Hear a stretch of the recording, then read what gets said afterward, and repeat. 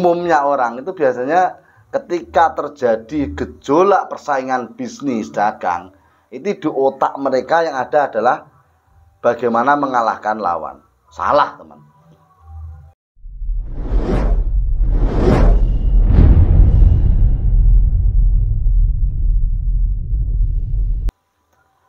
Bismillahirrahmanirrahim. Assalamualaikum warahmatullahi wabarakatuh. Salam Gongmania, salam sejahtera untuk kita semua. Alhamdulillah kita masih diberi kesehatan untuk hari ini. Dan kali ini saya mau membahas tentang kinerja ya. Jadi sistem dagang yang baik di masa perdagangan yang sulit ini bagaimana ya. Cara menghadapi sistem dagang dalam berbisnis yang sekarang ini kita alami, khususnya peternak perkutut ya. Ya, semoga ilmu ini juga bisa Anda edukasi, Anda modifikasi, Anda modifikasi untuk perdagangan Anda di bidang lainnya ya. Yang baru nonton silahkan subscribe, nyalakan lonceng, share ke teman Anda yang suka dalam dunia berbisnis, terutama dalam peternakan perkutut.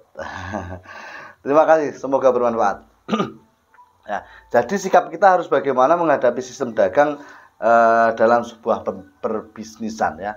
Tidak dipungkiri dalam sebuah bisnis itu banyak rival yang harus kita hadapi.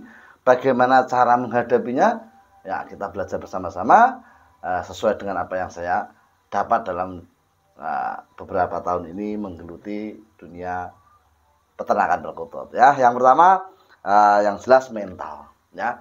Sering saya katakan sukses itu sulit ya, menuju kesuksesan itu sangatlah sulit. Tetapi yang paling sulit adalah bertahan dalam posisi kesuksesan. Nah, ya, orang mau usaha, punya modal banyak, selesai, jadi usahanya. Orang mau membangun suatu perusahaan, modalnya banyak, jadi selesai bangunannya. Tetapi untuk bertahan di dalam kesuksesan itu yang sangat luar biasa ya. Mental, jadi mental kita harus dijaga betul ya. Mental itu berisi apa saja ketika kita sebagai peternak perkutut. Nah, karena saya bidangnya peternak perkutut ya, yang pertama itu kita harus paham dengan kualitas apa yang kita produksi ya. Jadi kalau saya sendiri seorang peternak perkutut, saya percaya diri ya, saya pede saja. Saya kuatkan mental saya dengan apa? Dengan saya percaya kualitas perkutut yang saya ternak, saya juga akan paham siapa pembeli perkutut yang saya ternak ini. Ya, jadi apel itu di lesehan, di peleseran pasar sama apel di supermarket harganya jelas beda, meskipun kualitas dan warnanya sama. Ya, meskipun apa yang membedakannya nanti kita bahas di kolom selanjutnya ya. Yang jelas kita harus paham betul kualitas kita. Karena apa? Di luar sana banyak mungkin burung-burung perkutut yang sekelas atau sekualitas punya kita. Cuma yang bisa membedakan adalah cara. Ya, cara kita itu membuat burung berkualitas itu kita tahu ya, kita bisa menerangkan secara detail, kita bisa mengatakan kepada pembeli bahwa burung warna Mojopahit Udan Mas ini tercipta dari indukan ini dan ini. Ini tercipta dari beberapa tahun yang lalu kita silangkan dari ini dan ini.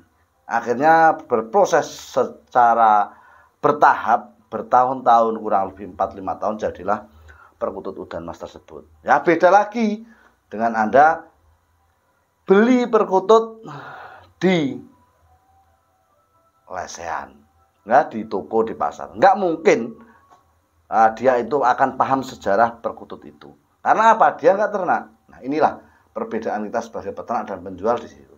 Ya, makanya sering saya katakan kepada peternak pemula, boleh Anda bibit di manapun Anda boleh, tetapi Anda harus betul-betul paham konsekuensi dengan apa yang Anda beli. Konsekuensinya apa? Kalau beli di peternak, ya jelas kita akan paham sejarah perkutut tersebut. Kalau kita belinya di pasar, ya jelas kita tidak akan mentok tahu akan sejarah perkutut tersebut. Ya, jadi kualitas itu penentu. Tempat, ya, dua, penempatan, ya, jadi sama-sama kualitasnya, ya, sama-sama kualitasnya. Kalau tempatnya beda, ya beda. Nah, seperti apel yang saya bilangkan tadi ya. Apel di lesehan dengan apel di supermarket ini harganya jelas beda. Meskipun dalam pandangan umum orang mengira itu sama dalam segi warna, dalam segi ya warna sih sebenarnya. Kalau perkutut dari segi luriknya, dari segi warnanya, dari segi kesehatannya mungkin sama. Cuma tetap ada perbedaan. Nah, tugas kita sebagai pengusaha, tugas kita sebagai peternak, cari sisi-sisi yang terpendam dari perbedaan antara apel di pasar dan apel di supermarket tadi. Paham ya? Harusnya Anda paham sampai sini ya. Oke, kalau belum paham sebelum saya lanjut ini. Ya. Nah, ini trik saya. Dipakai monggo enggak ya enggak apa-apa ya. Namanya juga saya berbagi dengan apa sesuai kemampuan saya sendiri, sesuai dengan apa yang saya dapat. Ya, dengan harapan saya semoga saja bermanfaat. Amin. Anda penonton yang luar biasa kalau menonton sampai saat ini. Oke, lanjut. Yang ketiga, selain tempat dan kualitas tadi, mungkin yang membedakan apa ya? Jadi ketika apel ini sama di supermarket dan lesehan, perkutut ini sama di pasar dan peternak. Nah, ini yang membedakan apa? Nah, itu kita cari. Salah satunya apa? Saya bocorin adalah edukasi. Nah, pembedahan secara detail tentang apa yang kita jual. Sebagai peternak kita harusnya paham. Wong itu yang kita ternak loh ya. Yang kita menghasilkan dari kandang kita. Kalau kita nggak paham ya wallahu alam bisawab. Ada dulu peternaknya belajar di mana kan gitu. Ya, makanya saya sering sekali ngomong kepada teman-teman, nah, dari video-video saya yang lalu mungkin terus bergulir dan sambung menyambung yang saling berkaitan. Antara lain apa? Peternak itu kalau bisa ya sharingnya ke peternak. Ya. Nah, sing dadi penyakit itu biasanya peternak itu nggak mau diarahkan, maunya serba mudah, ya, dibilang pokoknya ternak ini lancar dan lain-lain.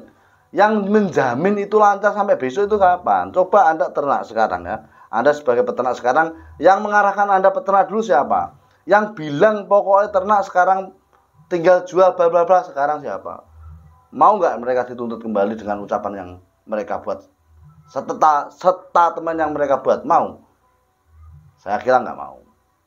Maka saya dari awal kalau ada orang bibit tempat saya ya belajar jualan ya belajar medsos, semua dikuasai.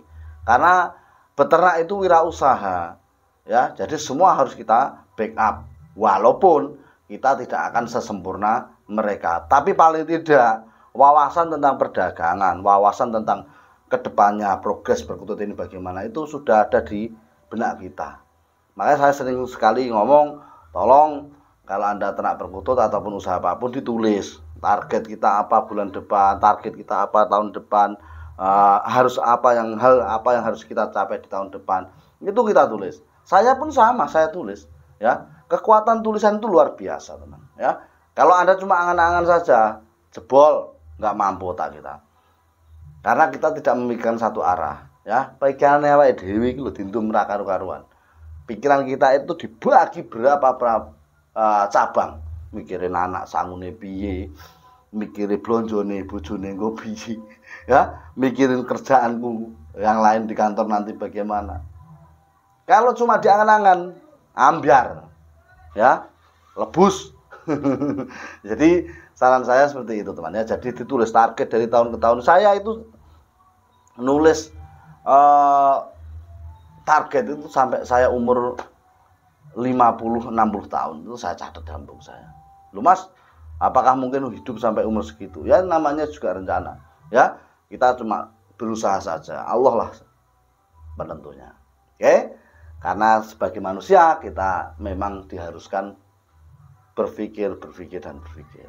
Ya, semua masalah insya Allah akan terselesaikan dengan mudah. Jadi ketika teman-teman itu melihat teman lain sukses, Anda tidak sukses, Anda kadang mengeluh, kenapa Gusti kula ngeten niki nasibe, kenapa ya Allah saya bernasib seperti ini.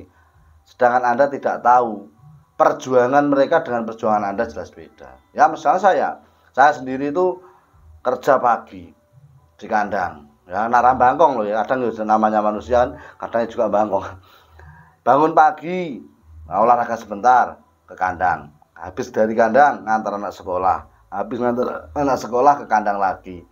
Habisan dari kandang kurang lebih jam 8 sampai 9 pergi ke kantor desa. Pulang jam setengah 1, jam 1 pulang sampai rumah, istirahat sebentar, jam 3 istirahat sebentar, kadang tengok kandang kalau sempat, kalau enggak ya istirahat, kadang keturun. Jam 3 ngantar anak ngaji. Ini tadi saya juga baru ngantar ngaji. Ngantar jam 3 ngantar anak ngaji, terus kalau enggak buat video seperti ini saya ke kandang lagi ngecek. Setelah itu apa? Ngecek kandang, ngobatin yang sakit, cek pakan, minuman dan lain-lain. Setelah itu berangkat lagi jemput anak ngaji. Nah, kegiatan Anda sepadat apa? Nah, itulah juga jadi penentu karakter Anda. Oke, yang lain selain yang saya sebut di atas, ini memang saya tulis sengaja karena kalau nggak saya tulis otak saya juga nggak mampu. Fokus dengan kemampuan diri, jangan ada pernah niat untuk menjatuhkan rival. Ya, nah, penyakit pengusaha, penyakit orang Indonesia itu biasanya itu berusaha mengalahkan lawan. Ya, saya ulang lagi, penyakit orang seperti saya, jangan orang lain lah.